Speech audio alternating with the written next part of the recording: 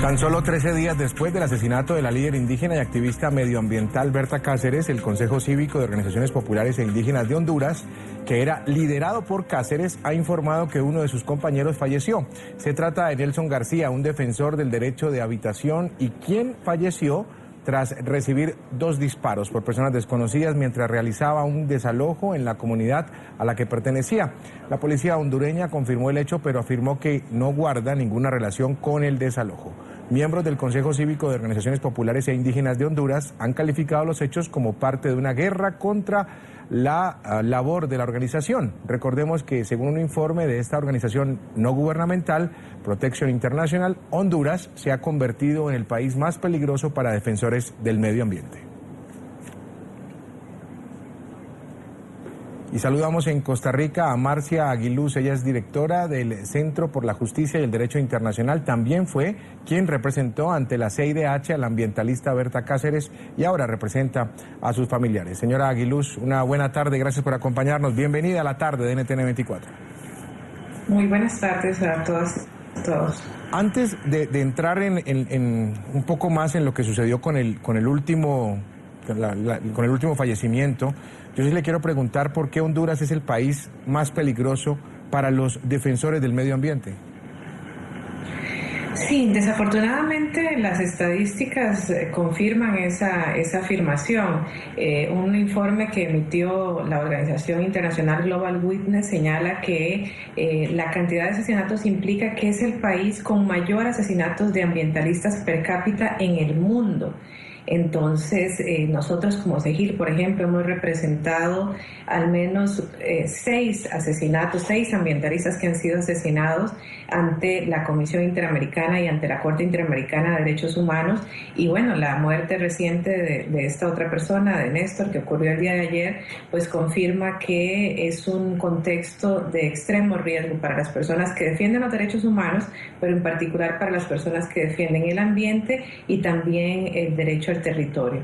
¿Creería usted que existe alguna conexión entre esta segunda muerte del señor García con la de la señora Berta Cáceres?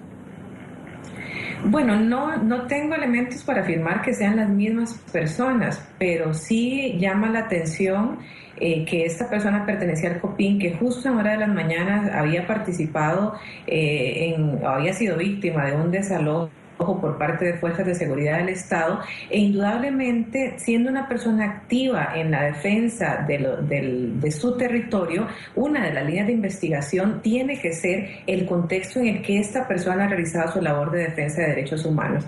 Entonces, la conexión que existe entre esto y entre el caso de Berta Cáceres es que son ambos personas defensores de los derechos humanos que están lamentablemente en una absoluta indefensión en este país. Y bueno, esperamos por supuesto que no haya impunidad en este caso, como tampoco en el caso de Berta Cáceres, pero indudablemente en ambos casos el riesgo que ellos tienen por su labor de defensa de derechos humanos es evidente. Para ambos casos, para el de Berta como para el del señor García, ¿usted cree que el Estado hondureño pudo haber evitado que esto sucediera? Sí, en el caso particular de Berta Cáceres, recordemos que ella era beneficiaria de medidas cautelares que otorgó la Comisión Interamericana de Derechos Humanos desde el año 2009. La implementación de estas medidas, las medidas que el Estado le ofreció en su momento, resultaron insuficientes y de ahí que la hayan asesinado en su casa de habitación.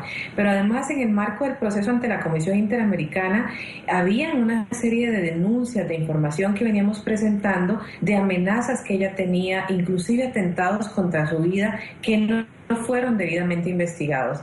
Por esa razón, por el hecho de no haber tomado todas las medidas para protegerla oportunamente, pero además por no haber investigado las fuentes de riesgo, los intereses que ella estaba adversando, nos parece que el Estado de Honduras es responsable. En el caso de Néstor, también tenemos que recordar que el 6 de marzo, la Comisión Interamericana, precisamente a raíz del asesinato de Berta Cáceres, dictó medidas de protección a favor de todos los integrantes del COPIN. Por una parte, para que se proteja su sus derechos a la vida y a la integridad personal, pero también para que ellos puedan continuar defendiendo sus derechos humanos en condiciones seguras. Eso pasó, esas medidas cautelares fueron otorgadas el domingo tras anterior, y al día de hoy lamentablemente el Estado todavía no ha adoptado medidas para proteger a las comunidades que están agrupadas en el Copín. Por esa razón nos parece que también existe cuando menos una responsabilidad por omisión. Marcia, tengo una declaración de la Secretaría de Seguridad de la Nación de Honduras que dice lo siguiente, y se la voy a leer para conocer su respuesta y ilustrar también a los televidentes al respecto. La Secretaría de Seguridad ha declarado que horas después del asesinato de la líder indígena, estamos hablando del caso de Berta, ella había rechazado la orden de protección que tenía activada y apuntó la Secretaría que en el momento de los hechos ella se encontraba en un domicilio que no estaba registrado como el suyo. Por eso justifica la Secretaría de Seguridad de Honduras, de Seguridad de Honduras, sí, que no podía estar vigilado. ¿Es esto cierto? No necesariamente. Le paso a señalar lo siguiente. En el marco de las medidas cautelares había una serie de medidas consensuadas. Ella tenía medidas, por ejemplo, patrullaje a ciertas horas y ciertos días de la semana que no se cumplían en la forma en la que había sido acordada. Ella tenía también una preocupación respecto del tipo de seguridad que prestaban los policías y militares, porque habían actos de amenaza de algunos policías y militares en contra de ella. Entonces no tenía un acompañamiento personal, y en algún momento ella más bien pidió que se le permitiera contratar agentes de seguridad de su confianza, y esto no fue aceptado por el Estado. Por ejemplo, ella pidió que se instalaran cámaras de seguridad en el lugar donde estaba trabajando, en una de las sedes del Copín, y las cámaras de seguridad que le llevaron, que fueron 2, tenían los cables incompletos, o sea, estaban incompletas, y al final tuvo el Copín que recurrir a una serie a sus propios gastos para poder instalar estas cámaras que tampoco resultaron suficientes. Entonces, cuando el Estado afirma o reduce que su nivel de protección era básicamente porque ella estaba en otro domicilio, nos parece que es perder de vista la integralidad de las medidas y perder de vista que en el marco de las medidas de protección habían otras medidas que ella había solicitado y que no fueron escuchadas a tiempo. Marcia, finalmente, y pidiéndole muy breve, por favor, ya se nos termina casi el programa, ¿usted confía en la justicia hondureña, en una pronta investigación y unos eficaces resultados? Lamentablemente no.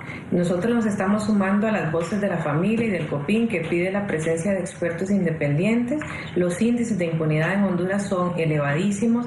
Ya hay indicios que demuestran que ha habido un sesgo en las investigaciones, y por tal razón lo que debe ocurrir en este punto para garantizar absoluta transparencia es la presencia de personas internacionales que tengan reconocida trayectoria en investigar este tipo de crímenes. Le agradecemos, Marcia Aguilú, directora del Centro por la Justicia y el Derecho Internacional, por habernos acompañado aquí en la tarde de NTN 24 desde San José, en Costa Rica. Muy amable por su tiempo. Muy buenas tardes.